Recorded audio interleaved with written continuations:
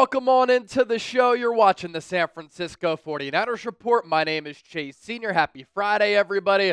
Hope you're all getting set to have an awesome weekend. Coming up here on the show, we have a big, major Brandon Aiyuk injury update. As Niners training camp gets underway here very quickly, rookies will report on July 15th. Veterans will report to Santa Clara on July 22nd. Could Aiyuk be ready for Week 1 against the Seattle Seahawks? Topic number 2, Niners fans will find all of this very interesting on George Kittle. Stay tuned to find out what that entails. But we need to begin here. The other day, I showed you the sub-battle between the 49ers Report and Seahawks Today, a great rivalry inside the NFC West, a great rivalry inside the walls here at Chat Sports. We were leading just a couple of days ago. Seahawks Today is now on top. 148 new subscribers gained in July. Niners Report at 143. I don't even want this to be close. I don't want this to even be a competition. Ladies and gentlemen, this is Week 1, the matchup of the 2025 NFL season. Hit that subscribe button. Let's annihilate the Seahawks. And, of course, as always, F Seattle. Let's begin here. This is a pretty big Brandon Aiyuk injury update from Matt Mayoko of NBC Sports Bay Area. There is a chance that Aiyuk could be ready for Week 1 as he comes off that knee surgery that he had last year. His knee rehab is ahead of schedule after that injury that he suffered last year in October against the Kansas City Chiefs. And you look at the Aiyuk injury timeline here, that injury occurred on the 20th of October of 2024, of course. And Aiyuk tore his ACL, MCL. There was some other structural damage within that knee. In November of that year, reportedly, is when the surgery went down to repair that injury for BA. Now, Niners training camp gets underway for veterans the 22nd of this month, and then their Week 1 matchup, as noted just moments ago, against the Seattle Seahawks on the road on September 7th. Could Aiyuk be on the field here?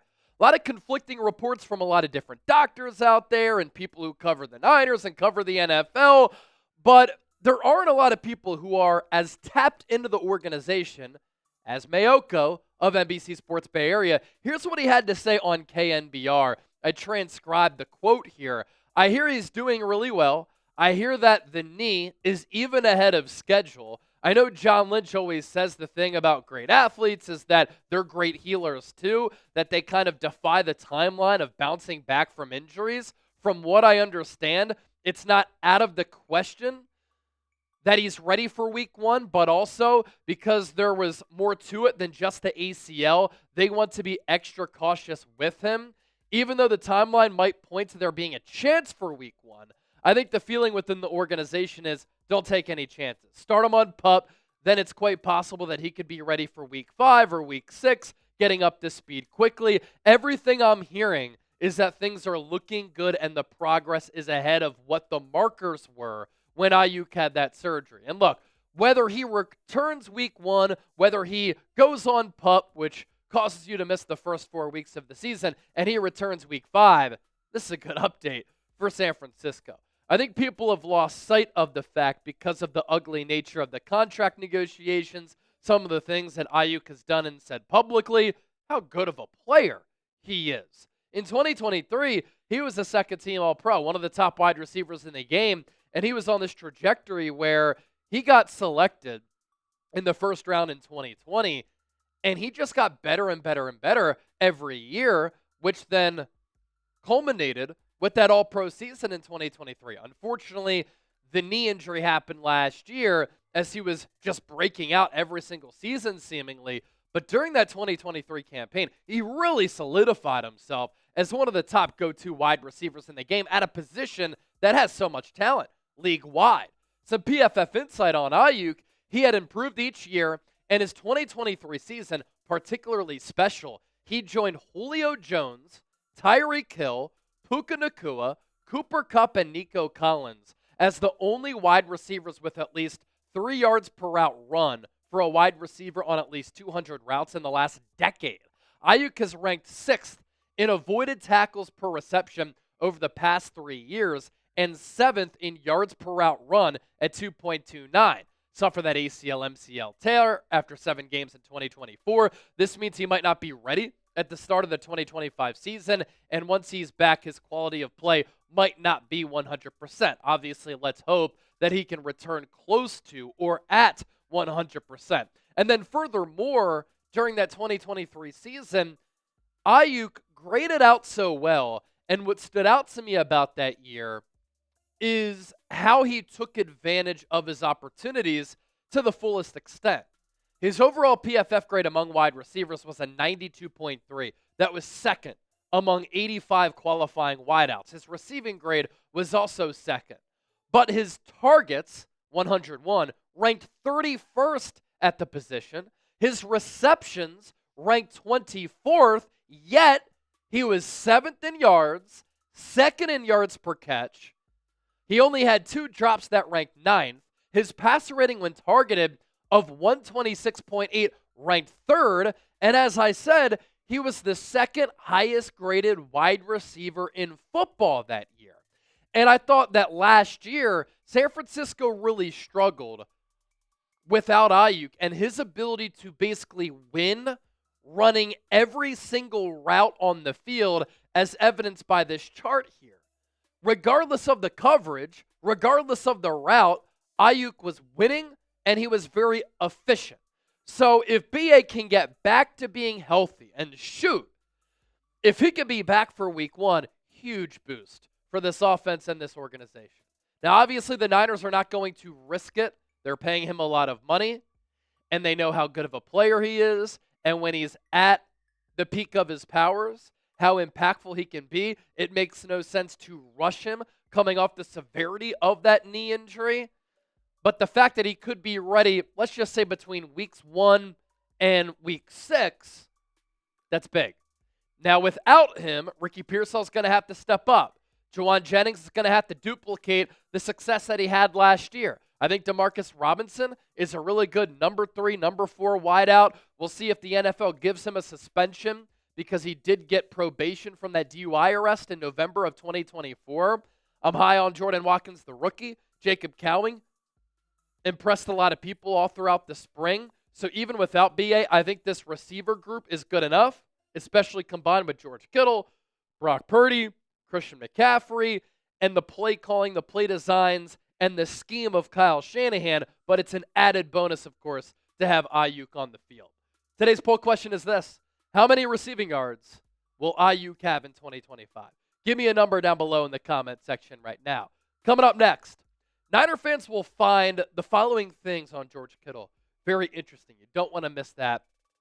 But first, shout out to our sponsor, Chubbies. I am wearing some of their shorts on today's show. You have seen me wear their NFL performance polo, and I absolutely love it. If you want that, you can get it. It doesn't count with the discount, 20% off when you use the code chat, but you can find that Niners polo that I've worn on the site. If you go to chubbyshorts.com/chat, it's an NFL item. That's why it's not up for sale right now. But with Chubbies, I love all of their gear. And look, summer is here, which means it's officially time to enhance your wardrobe. Give it a new color scheme. Get some new gear. And I love Chubbies' comfy, casual, built-for-life clothing. Chubbies' original stretch shorts, they can live on your legs. Available in long, short, waist short. They come with a relaxed fit and elastic waistband, no fuss design. These are the kinds of shorts you'll forget you're wearing. And then all of a sudden you get an onslaught of high fives and compliments. You can pair those shorts with the Chubbies Performance Polo and you're good to go for a brunch, backyard party, or accidentally crashing a wedding. Whatever you're doing, you'll look good and you'll feel good. The polo has a structured collar. It stays sharp. 4-way stretch for comfort, and it's also breathable. It has moisture-wicking fabric. This polo will keep you cool and looking kept together. It's wrinkle-resistant as well, which is perfect because, let's be honest, you aren't going to iron it anyway. I know my fellas out there. The classic line swim trunks, you got to get those because if you're going to Lake Tahoe, you're going to the Pacific Ocean, you're spending time by a lake, by a pool, you can look good in a Chubbies swimsuit. Whether you're suiting up for cannonballs, cookouts, or casual Fridays, Chubbies has you covered for a limited time. They're giving our listeners 20% off your order by using the code CHAT at chubbieshorts.com/chat. That's code CHAT. Using that link down below, support our show. Let them know that we sent you. Summer is here. Dress like it in Chubbies. All right, we kick ahead on today's show. I think 49ers fans will find all of this very interesting on George Kittle going into 2025. I do want to begin here. NFL scouts, executives, and coaches on ESPN came together to rank the top tight ends in football heading into the 2025 campaign. George Kittle was number 2 going into the 2024 season, even though he was a first-team All-Pro. Now heading into this year, he is still at number 2. But there's a new number 1. It is no longer Travis Kelce, who's getting a little bit longer in the tooth. It is the now second-year player, Brock Bowers of the Las Vegas Raiders, a first-round pick last year out of Georgia after he had a spectacular career. And so the list goes as such. Brock Bowers, number 1. George Kittle, number 2. Sam Laporta, 3. Trey McBride, Travis Kelce in the 4-5 spots. And then 6 through 10, Mark Andrews, TJ Hawkinson, Isaiah Likely. So 2 Baltimore Ravens there. Dallas Goedert at number 9 and David Njoku at number 10. The Kittle-Kelce debate was a great one for a really long time. These 2 players were neck and neck, and a lot of people were going back and forth. Who's better? Is it Kelce? Is it Kittle? Kittle is a more well-rounded, all-around player, whereas Kelce is more of just a receiving tight end. Kelce has been alongside Patrick Mahomes. Patrick Mahomes is better than any quarterback that George Kittle has had throwing him the football. So Kelce at times put up greater production. In the playoffs, he had some big-time performances. In some big playoff games, George Kittle's production has been a little bit lacking. I always kind of side with the more well-rounded player being the better tight end, and that's why I've continued to say, and I had this debate a couple of months ago at this point, and I posed the question on my social media pages on X and Instagram at Chase_Senior, who is the better tight end? Is it George Kittle or is it Brock Bowers? I think Kittle is the best tight end in the NFL because he does everything at an elite level. Route running, check. Hands, check. Picking up yards after the catch. He's a demon. In the red zone, he's a great target. He's been a great weapon for Brock Purdy, helping to elevate his young quarterback. Kittle, though, is also a spectacular blocker. And when you are asked to do that, your fingerprints are all over your team's success. And while Brock Bowers last year set the record by having the best rookie season for a tight end in the history of the NFL, he is not asked to do some of the things that Kittle is asked to do. And while Bowers last year had 112 catches for nearly 1,200 yards, it was only at 10.7 yards per reception. He got targeted 153 times. I think it's telling how George Kittle and a lot of the players on this Niners offense are able to maximize their opportunities because there are so many options. Kittle only had 94 targets, 78 catches, but still had more than 1,100 yards, 14.2 yards per catch alongside 8 touchdowns. We're talking about a future Hall of Famer here and the best tight end in the history of this Niners organization. Here's what ESPN's write-up was on Kittle. He's aging well, coming off back-to-back 1,000-yard seasons with a combined 14 touchdowns during that 2-year span. 50 of his 78 catches last year went for a first down. His premier blocking remains unmatched, and he's still tough to bring down, leading all tight ends with 14.2 yards per catch. Kittle and quarterback Brock Purdy both signed massive contract extensions as a tandem this offseason, so they have several years to build upon their chemistry. Kittle caught 83% of Purdy's targets last year. He's shown that when he's healthy, he's the most complete player at the position, an AFC scout said. Durability is the only thing that has really affected that. He embodies San Francisco's culture, and that's why they keep paying him. Look, I think the durability concerns are overrated. Has Kittle been injured at times? Yeah, but he's also fought through those injuries. He only has 1 year in 8 that he's been injured to the point where he misses a lot of time. In 2020, he played 8 games. But in the 3 seasons before that, 15, 16, 14, after those 8 games in 2020, 14, 15, 16, and 15. And that AFC scout made the point that I made. He is the most complete player at the position. And being the most complete player, I think, is very important. Now, for anybody, or let me add this too, with the Deebo Samuel trade and the Niners signing Luke Farrell, I think San Francisco will include Kittle more in the pass game. And so if he can stay healthy, I think that he becomes more of a passing weapon in this offense, and he'll have some more targets. He'll have more ample opportunities to put up even better production. And that relationship that he's had with Brock Purdy on the field in between the lines has been dominant since Purdy came into the league in 2022. And Kittle's numbers, the uptick in them, they've coincided with Purdy being on the field because they are a really good 1-2 punch at that quarterback tight end position. Kittle, to all of the doubters, by the way, who don't think that he's the number one tight end in the NFL, look at this drive right here at the American Century Championship at Lake Tahoe. Let's take a look at what George Kittle had to do. We'll practice away.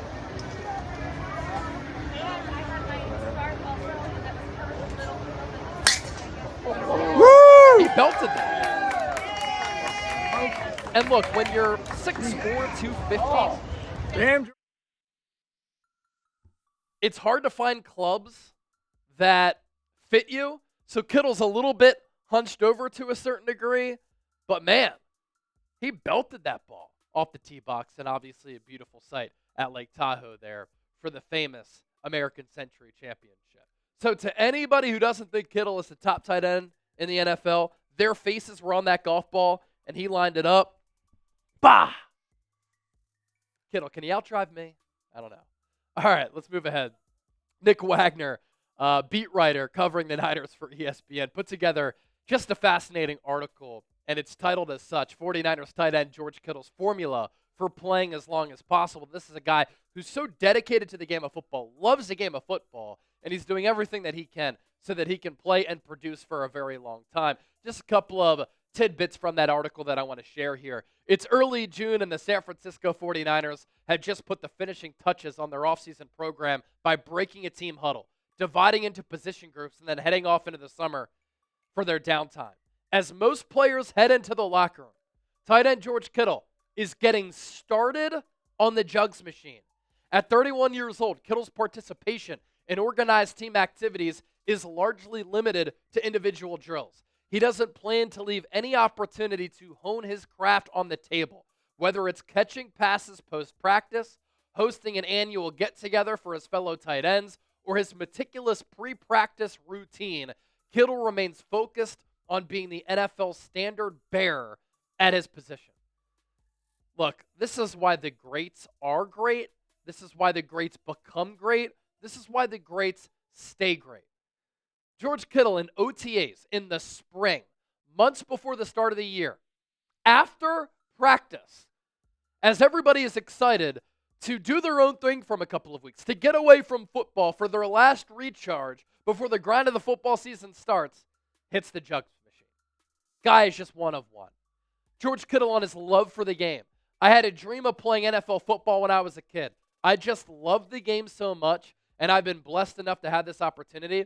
And I feel like it's up to me to decide whether the window's closed or my time is coming to an end. I'm literally living my dream. So why would I not want to be the best version of myself that I can be? As for how Kittle has become the best version of himself, what has led to his longevity? Wagner sharing a lot of great information. Deep tissue massages, acupuncture, stem cell. Those are 3 pillars to Kittle's recovery. He also eats as many proteins and as many carbs as he can. Got to be able to load up that body when you're that size. And he has 4 to 5 meals per day. He is also honed in on strengthening his body and his mind. Like I always say this, like health is wealth. And that's for the mind, body, and spirit. A lot of athletes adopt that as well because they need to. It's not only mentally rigorous, it's of course physically rigorous as well. And let's hope that this great play continues for Kittle and he continues to ball.